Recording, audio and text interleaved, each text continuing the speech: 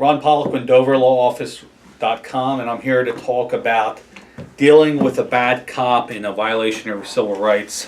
And this is my doggy Magnus. He's with me too. And just like there are bad dogs, there are bad cops out there. I represent plaintiffs whose civil rights have been violated by law enforcement.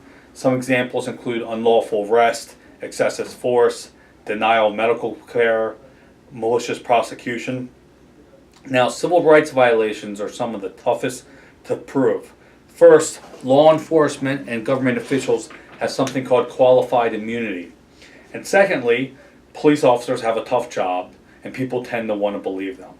So how do we handle a bad cop? How do you handle a bad cop and handle that situation?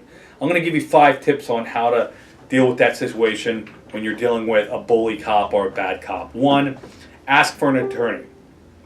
This should trigger even a bad cop to know, hey, this is somebody that is asserting their rights, and it should trigger all sorts of rights from there that you want to speak to an attorney. 2, follow the cop's orders.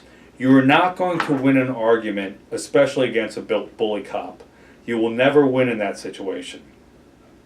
3, do not consent to searches. It's amazing how many times I see somebody get pulled over by a cop or get stopped on the street by a cop, and they'll readily consent to a search of their body or their vehicle. 3, do not give a statement to a cop. Anything you say will be used against you, and it certainly will. And a lot of times, if you're dealing with a bad cop or a bully cop, your words are going to be twisted. 4, do not resist arrest, even if you believe it's an unlawful or illegal arrest. Because in Delaware, even if you resist an unlawful arrest, it still can constitute a crime within itself. Lastly, write a narrative and file a complaint with Internal Affairs. Number 5. Do it when your memory is freshest, right after the event. Collect names and witnesses. After you do all these things, seek an experienced civil rights attorney, even if you have a separate criminal defense attorney. Most criminal defense attorneys are not civil rights attorneys. They're 2 different things. So you need to get both of them. 1, someone to defend your criminal case, and 2, if you're going to sue civilly, on the civil side, your criminal case might impact what you do in your criminal case.